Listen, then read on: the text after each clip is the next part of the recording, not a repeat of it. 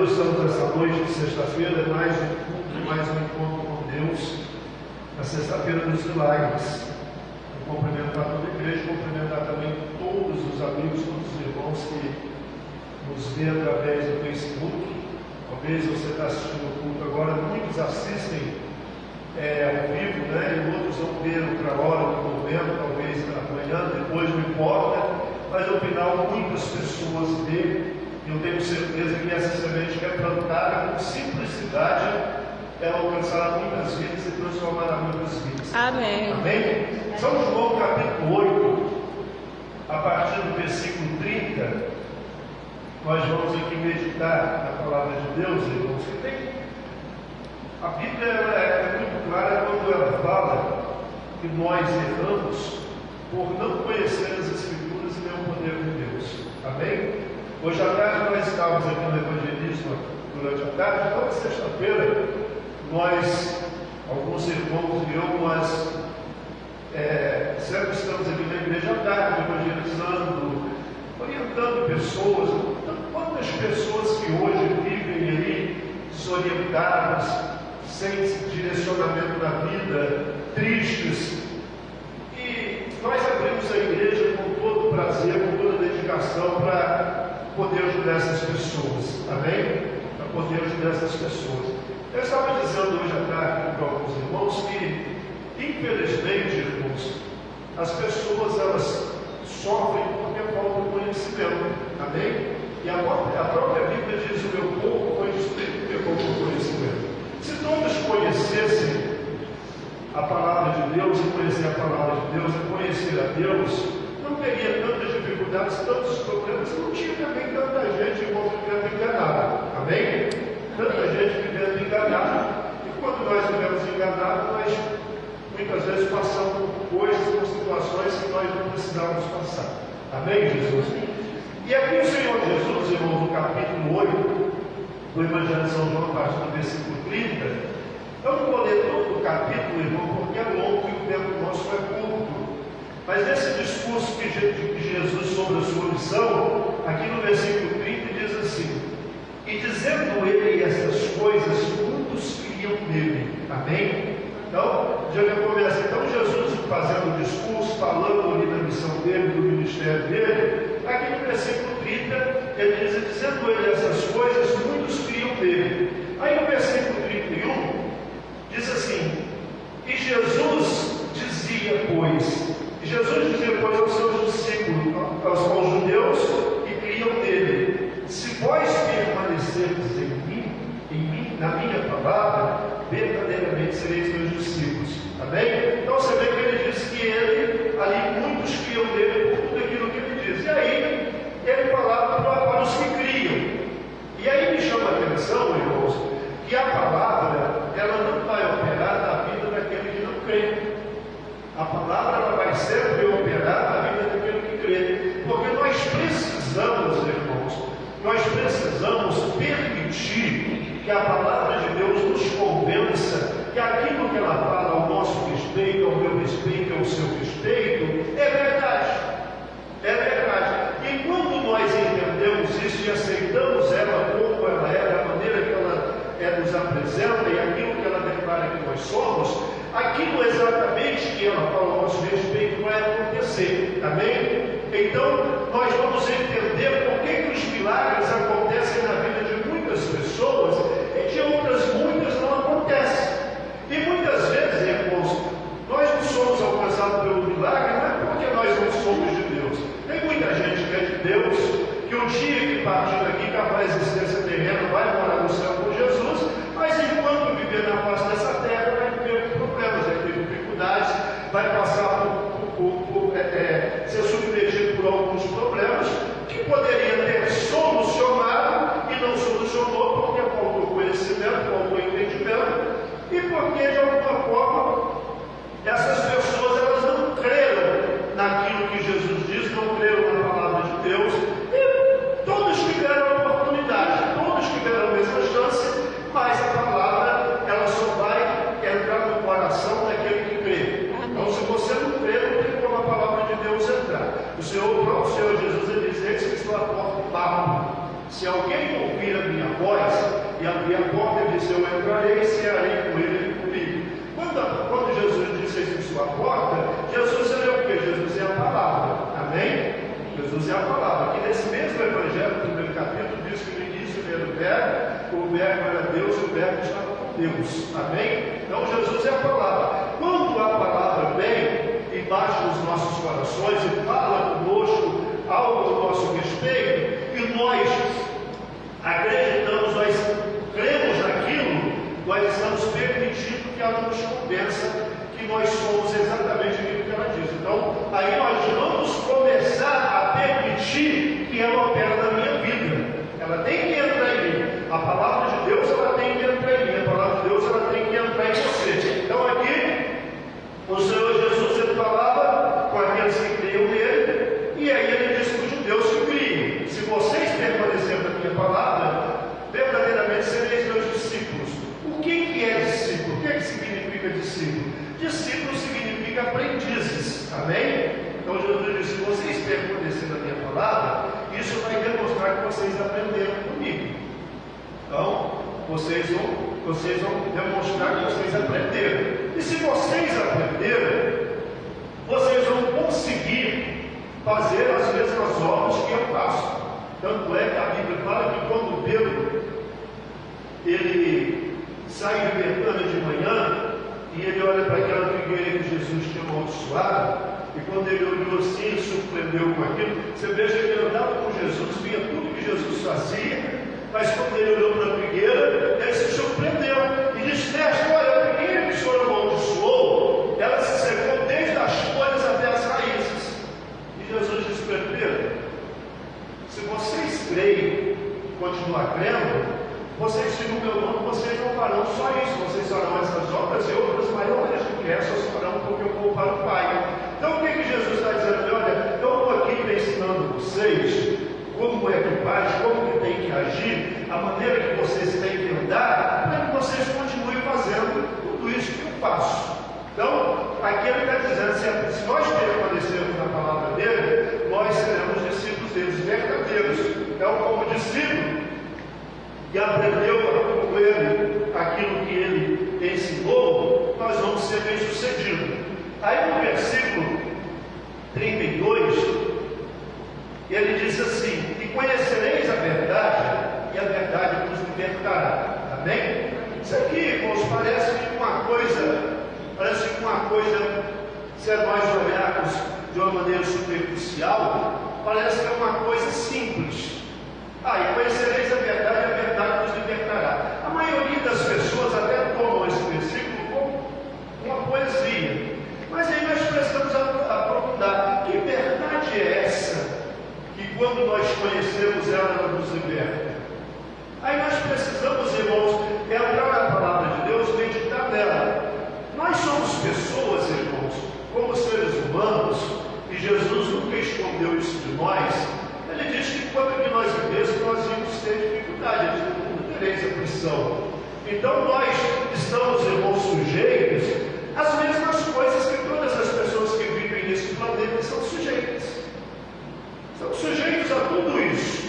E aí, se nós não conhecermos essas verdades, nós vamos, de ser sujeito, nós vamos acabar, irmãos, passando pelos mesmos problemas, pelas mesmas dificuldades que também a maioria das pessoas que vivem neste mundo tem.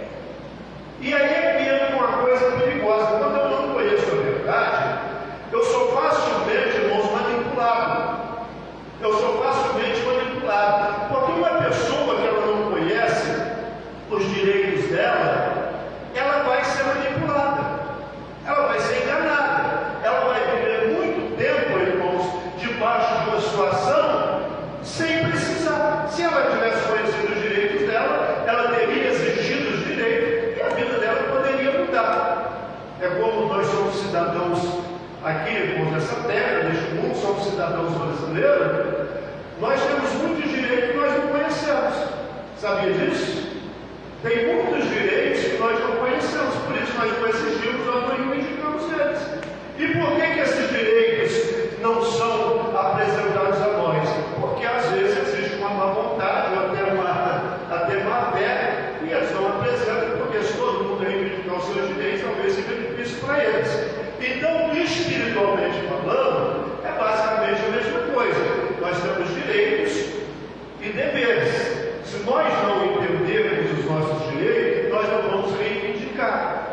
vamos reivindicar. Então, são verdades que nós precisamos entender.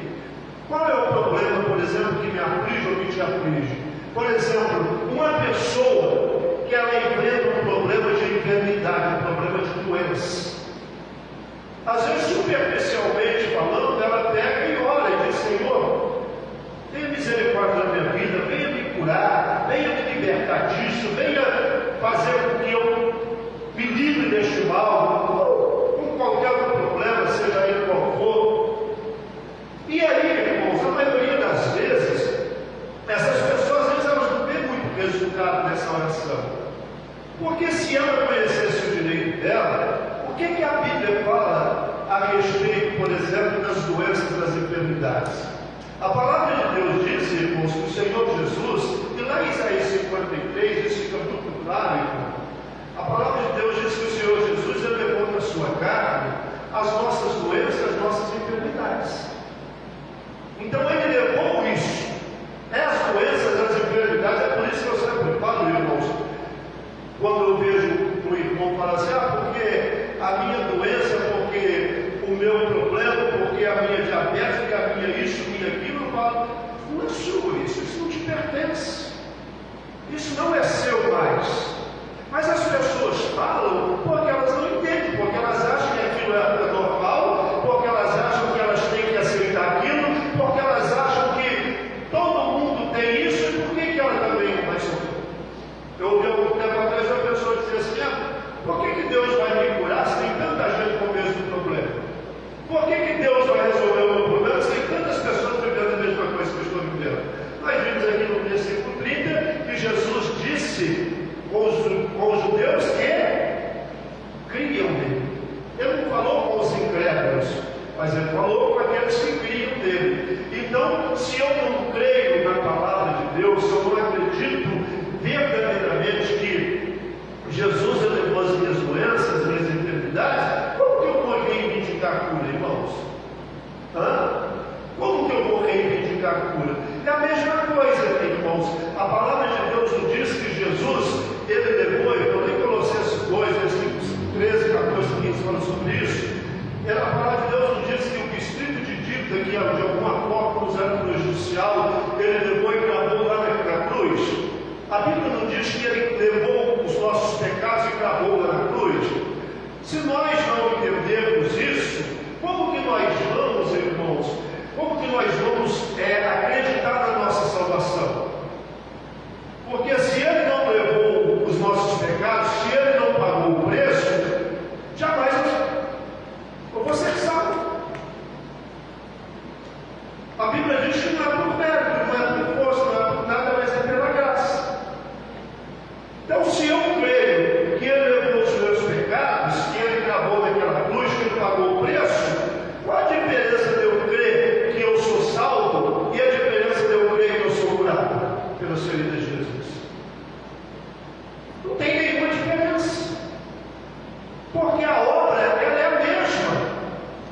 A mesma obra que ele fez para me salvar e postergando os meus pecados, a Bíblia diz que Jesus de Deus, ele agradou, desagradou e moeu no nosso lugar.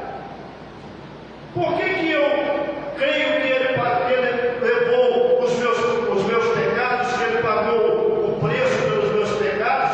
Então eu me declaro uma pessoa salva. Mas eu acho que não é a mesma coisa quando a Bíblia diz que pelas feridas de Jesus eu fui curado. Então são verdades que nós precisamos conhecer. Quando nós entendemos isso, o que nós fazemos? Lá em Tiago ele diz assim: sujeitai-vos, pois, a Deus. Estar sujeito a Deus é você estar sujeito à palavra. Estar sujeito a Deus é você não abrir mão daquilo que a Bíblia fala ao teu respeito. Sujeitai-vos, pois, a Deus, resiste o diabo e ele fugirá de vós. Amém. Às vezes você pode dizer: pastor, mas o senhor está falando de doença, o senhor está falando de enfermidade, o senhor está falando de problemas do dia a dia, pode ser financeiro, conjugal, familiar, e o senhor está falando do diabo. Por que eu estou relacionando a isso? Porque a própria palavra de Deus diz que o diabo veio para fazer o quê? Matar,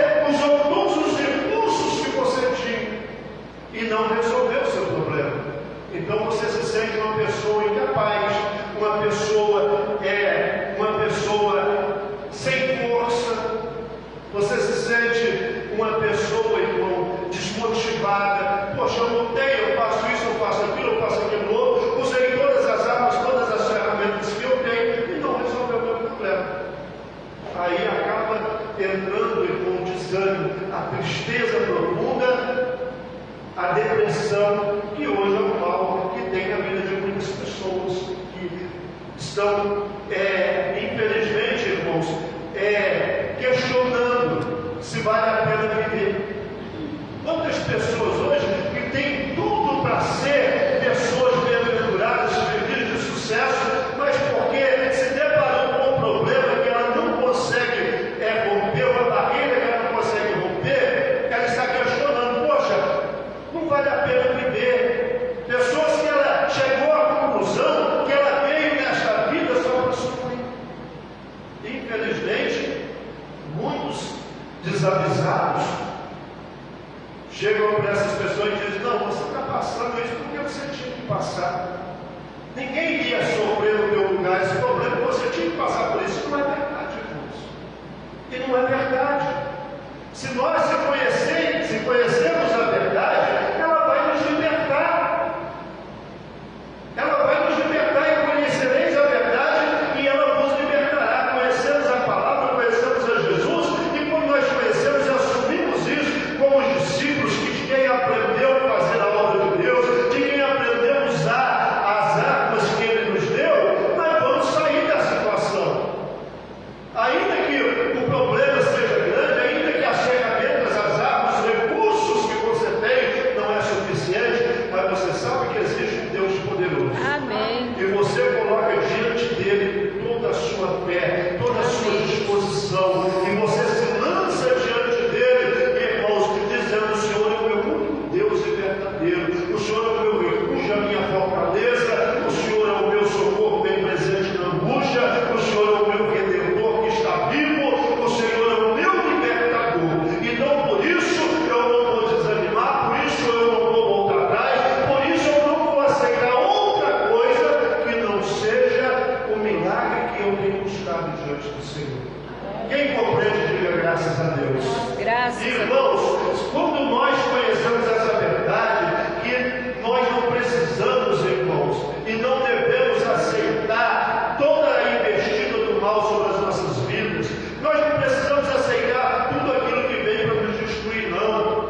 Mas nós precisamos sujeitar a Deus, sujeitar a palavra e resistir. Resistir significa, meu irmão, você colocar as mãos e falar: não vai passar daqui, não vai avançar, é daqui para fora. É a mesma coisa. Você está lá na sua casa, é sua. Você é dono legítimo dela. Se chega alguém e você está dentro dela, chega alguém e tenta entrar, o que você vai fazer? Você vai resistir, não vai? Com todas as suas forças, com tudo aquilo que você tem. Você vai resistir porque você tem direito sobre aquele lugar, você tem direito sobre a sua casa, e você não pode mesmo permitir que o ladrão entre dentro dela. Você tem direito sobre a tua vida, sobre a tua casa, a tua família. Você tem autoridade sobre a tua vida, sobre a tua casa, sobre a tua família. Você não pode aceitar que o mal, ele vem, irmãos, e entra de uma forma sorrateira, e dizendo que é assim mesmo, que afinal de contas todo mundo sofre, todo mundo passa por isso, que este mal, irmão, resista. Diga no nome de Jesus: não. Amém, Jesus. No nome de Jesus eu não aceito isso na minha vida. No nome do Senhor Jesus eu repreendo este mal.